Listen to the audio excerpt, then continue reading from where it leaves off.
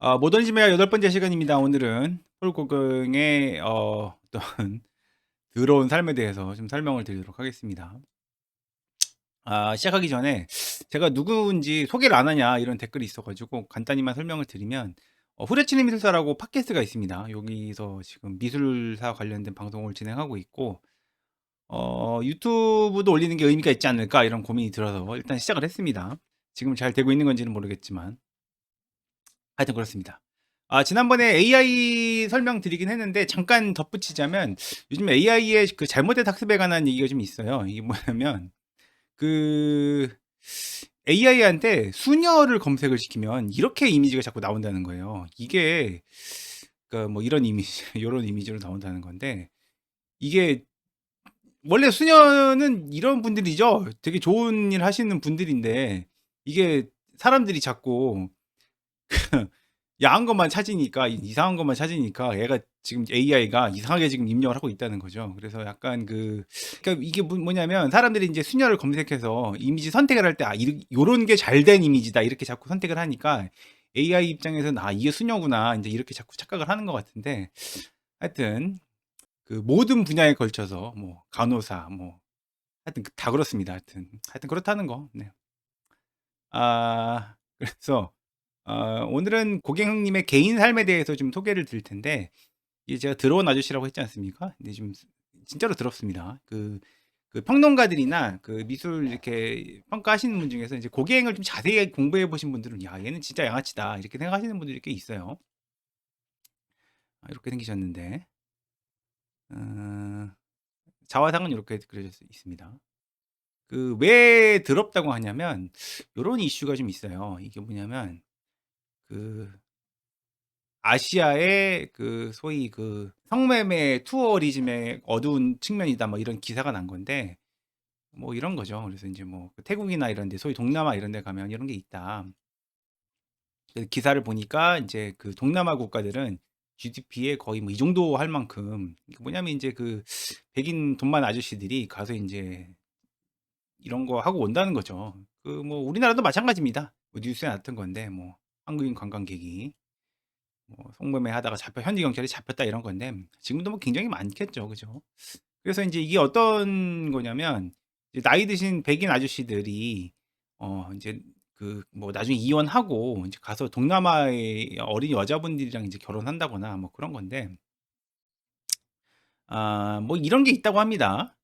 요게 인제 뭐냐면 그냥 외모적으로 얼마나 그 성적으로 매력이 있다고 평가하느냐 그거 중에서 인제 아시아 여성들이 좀 평가가 높기는 합니다. 그렇죠. 아시아 남자 저 아시아 남자인데 별로 안 높죠. 그 남자 중에서는 백인 남자가 제일 높은 편이고 여성 중에서는 이제 "아시아 여성이 높은 편이다." 이렇게 얘기를 하긴 합니다. 물론 인제 아시아의 개념이 이제 우리나라 소위 이제 뭐 극동이나 동남아뿐 아니라 인제 소위 인제 여기 뭐 인도나 중동 쪽도 아시아라고 하긴 하거든요. 그래서 뭐 좀 이렇게 막 세부적으로 정확한 건 아닌데 하여튼 요런 경향이 있다. 그래서 이 얘기를 왜 드리냐면 이 고갱이 인제 미술사적으로는 인제 그 원시주의를 만들었다. 이 굉장히 중요한 업적이 있습니다. 중요한 업적이 있는 건 맞는데 원시주의에 대해서 뭐 잠깐만 이제 말씀드리고 가자면 원시주의 인제 고갱이 그린 그림이 요런 그림들이죠. 되게 요런 그림들. 그래서 뭐 '이런 그림이 뭐 이렇게 대단한 거냐?' 이렇게 생각하실 수도 있는데 나중에 이게 어떻게 되는 거냐면 이 원시주의라는 흐름이 뭐 뮤지컬로 치면 이런 거죠. 이 뭐죠? 여기 라이온 킹 이런 이제 말하자면 하부 문화를 계속 창조해 내거든요. 원시주의 음악, 원시주의 무용, 원시주의 뮤지컬 이런 식으로. 그다음에 뭐 우리나라에는 그 청경자 그 화백이 있으시죠. 지금 돌아가시긴 했는데 요런 그림도 일종의 원시주의의 경향이라고 할 수 있을 텐데 어쨌든 새로운 문화의 경향을 개척을 했다. 그래서 인제 이 미술사적 업적으로는 뭐 얘기할 게 없습니다. 굉장히 중요한 예술가인 게 맞는데 그 흑인상주의에서 폴 고갱 중요한 게 맞는데 인제 사생활에 있어서는 좀 그랬다. 사생활에 있어서는 쪼끔 더러웠다. 요런 거를 좀 간단히만 그 소개를 드리도록 하겠습니다. 원래 고갱은 파리의 투자가였거든요. 파리의 투자가는 지금으로 치면 월가의 투자가 비슷한 느낌이죠. 요게 지금 월가 장면인데 영화 요거 바탕으로 만든 영화가 있죠. 울프 오브 월스트리트. 잘 하다가 폭락장이 한 번 옵니다. 요건 인제 우리나라 코스피인데 요 시점쯤인 거죠. 우리나라로 치면은. 인제 고객 입장에서는 1880 년대였나 하여튼 그때였다고 하는데, 그때 인제 파리 증권가에 어떤 큰 폭락장이 한번 확 내려옵니다. 이때 인제 고갱이 주식을 그만하고 '나는 그림을 그려야겠다.' 이런 결심을 하게 된 거죠. 그래서 잘 인제 지내고 있던 가족들 다 뿌리치고 인제 자꾸 인제 밖으로 돌면서 그림을 그리기 시작한 게 인제 시작이었습니다. 그러다가 인제 타히티라는 섬으로 가게 됩니다. 이제 타히티로 갈 때 인제 요렇게 인제 얘기하면서 떠났죠. "모든 인공적이고 간헐적인 것과 결별하고 떠나겠다." 이렇게 하면서 떠났는데, 이제 문제는 뭐였냐면 가서 인제 뭐 이렇게 그림을 그리는 건 좋은데 자꾸 인제 가서 여자들을 만난 거예요. 그래서 첫 번째 여자가 누구였냐면 이제 테헤나와나였습니다. 원래 다른 여자도 있었다고 하는데 제가 못 찾아 가지고, 첫 번째 여인은 인제 테헤마나, 인제 이 여인일 것으로 추측이 됩니다. 14 살짜리 앤데 얘랑 인제 결혼을 해서 이제 뭐 결혼이라기보다는 이제 동거했다고 봐야겠죠. 이런 조각상도 있고. 하여튼 이렇게 해서 인제 그 원주민 테헤마노 14 살짜리 소녀를 데리고 살아요. 그래서 인제 임신도 시키고 뭐 하여튼 그렇게 됩니다. 이제 엉망인 거죠. 엉망인 건데, 얘를 만났을 때가 몇 살이냐면 42살 때거든요. 그러니까 막장인 거죠. 막장인 거고. 하여튼 이런 인제 교학한 취미가 있습니다. 근데 그럼 얘를 데리고 잘 살았느냐? 그게 아니에요. 인제 그 갔다가 타히티로 갔다가 잠시 인제 파리로 들어오는데, 돌아와 가지고는 또 안나라는 어 인도네시아 계열 인제 혼혈 애를 만납니다. 얘도 인제 나이가 정확하지 않은데 10 대라고 나오거든요. 그림으로 그린 적이 있는데 이분일 것으로 추측이 됩니다. 어린 애를 잡고. 어 그래서 얘 같은 경우에는 그 어떤 일이 있었냐면, 그 고갱이랑 얘랑 같이 데이트하다가 밤에 길거리에서 인제 깡패들이랑 시비가 붙어요. 시비가 붙어 가지고 고갱이 이게 생긴 것도 그렇지만 굉장히 실제로도 성격이 굉장히 터프했다고 합니다. 그래서 이제 싸움이 붙었는데 그 다구리를 맞죠. 다구리를 맞아 가지고 인제 발목이 으스러졌다고 합니다. 그래서 인제 사실 평생 이렇게 다리를 절고 다녀요. 절고 다니는데, 그래서 인제 이 병원에 입원해 가지고는 어 병원에 입원한 사이에 이 안나라는 여인이 인제 고갱의 집에 들어가서 방에 들어가서 모든 귀중품과 돈을 다 훔치고 도망갔다. 뭐 이런 얘기가 있습니다. 하여튼 그래서 인제 파리에 잠깐 있다가 다시 인제 타히티로 옵니다. 타히티로 와서는 테헤마나 첫 번째 여인 테헤마나한테 다시 오라고 하는데 테헤마나가 안 갔대요. 왜 안 갔냐면 인제 고갱이 임질이 걸려 가지고, 그러니까 성병을 달고 살았던 거죠. 근데 그러니까 인제 "나 싫다."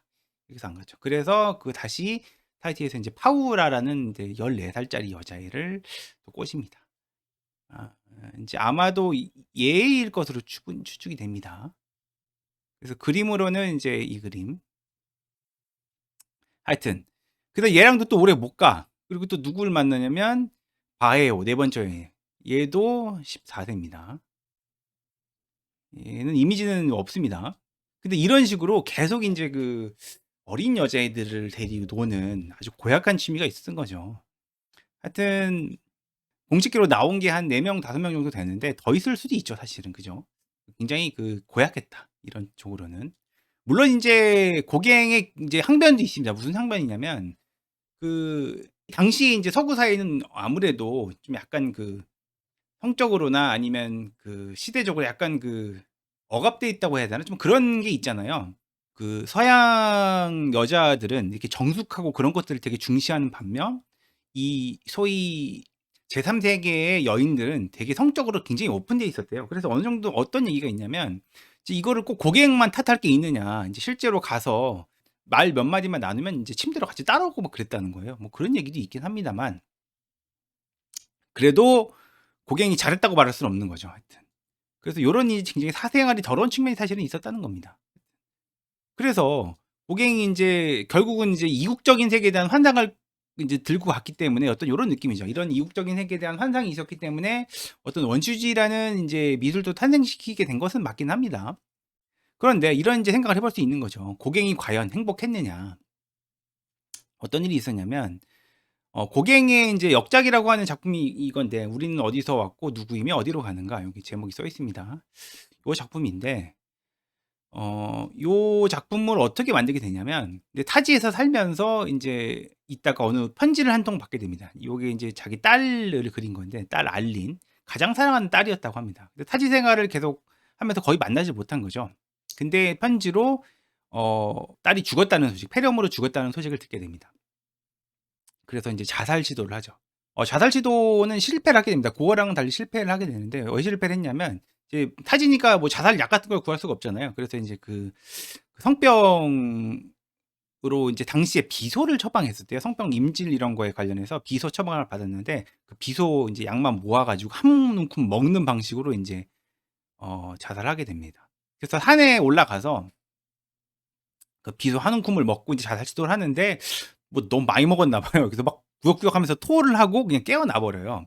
그래서 인제 다시 산에서 내려와서는 그리기 시작한 그림이 바로 이 그림이라고 합니다. '우리는 어디서 왔고 누구이며 어디로 가고 있는가.' 뭐 요런 인제 어떤 말년에 어떤 그런 자기 생애를 되돌아보는 그런 작품이라고 얘기할 수 있겠죠. 어쨌든 인제 요게 인제 고갱이 살았던 인제 집이라고 합니다. 요런 인제 타지에서 말하자면 이런 어떤 이국적인 환상 요런 걸 꿈꾸면서 인제 고갱이 그림을 인제 계속 그렸던 건데 어쨌든 개인적 삶에 대해서는 비판이 굉장히 많다는 점을 좀 알려드립니다. 그래서 요런 느낌으로 어린 여자분들을 자꾸 나중에는 막 아니 나중에는 어떻게 되는 거야? 나중에는 50대 뭐 후반 돼 가지고 10대 여자애랑 만난 거니까 진짜 개판인 거죠. 그래서 뭐 어떤 예술적 원시주의라는 그 흐름을 만들었던 예술적 성과랑은 상관없이 이제 또 개인적 삶에 대해서는 비판이 많은 화가다 이렇게 인제 설명을 드릴 수 있을 것 같습니다.